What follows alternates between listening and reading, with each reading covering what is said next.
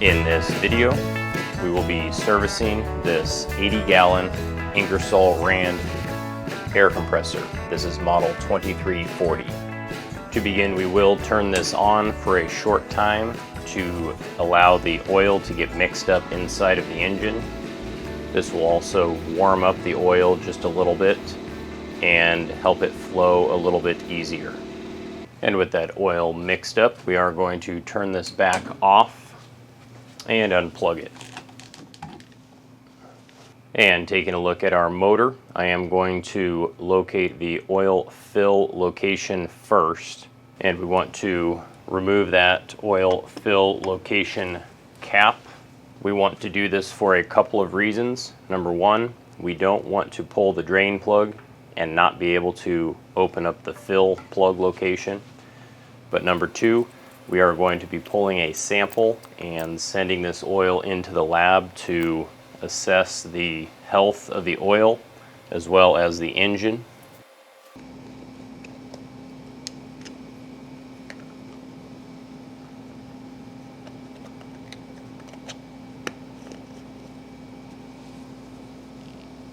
And located next to our fill location, we do have our drain plug. We can go ahead and remove that drain plug. However, we do want to make sure we have a drip pan installed. Any type of collection container works, so it doesn't get all over the machine. And a 7/16 open-end wrench fits on there pretty nice.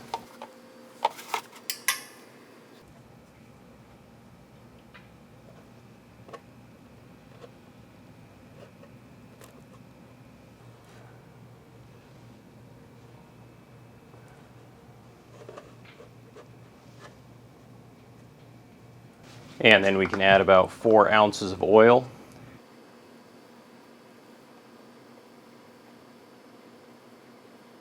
And then drain that back out. And the goal is to help flush out any residual fluid that may be sitting in the bottom of the sump. And then we can reinstall that drain plug. Now I did add just a little bit of Teflon tape. Probably not absolutely necessary, but it will help prevent this from oozing over time. And we want this snug, but we do not want to over tighten it. And using a funnel with some new compressor oil, we can refill our sump.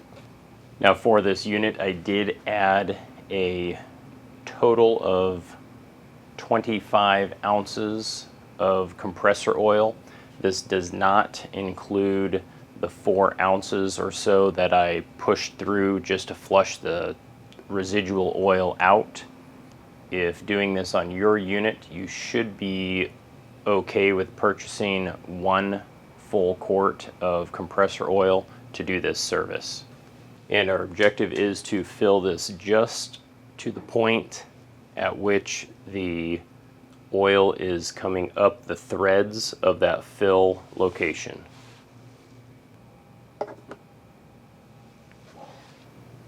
And with that topped off, we can reinstall our fill plug and snug that down.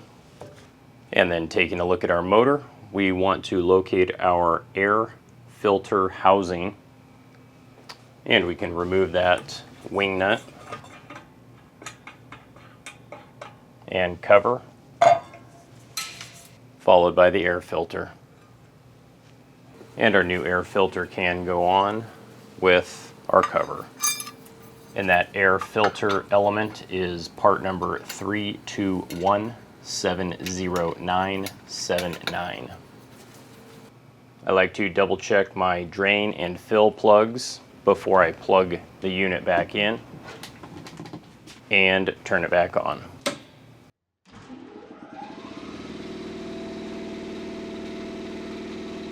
This unit was put into service November 2023. After 1 month of operation, the oil was changed. This was December 2023.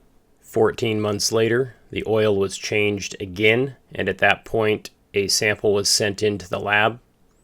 and it was determined that the iron wear was critically high, as well as the oxidation was critically high. And the challenge with this is attempting to determine the service interval of the oil.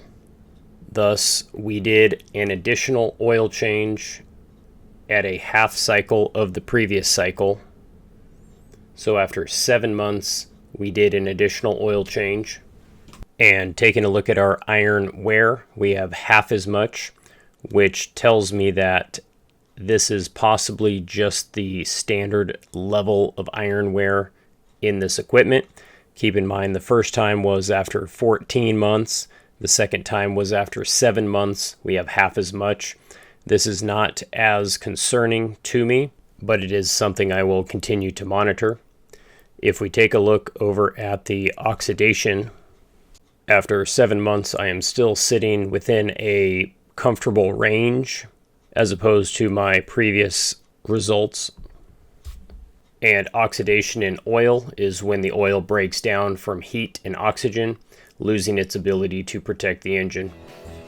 Essentially, it shows how worn out the oil is and if it should be changed. And based off of these numbers, I think I would feel comfortable pushing the service interval to 10 months without seeing any negative effects on the motor.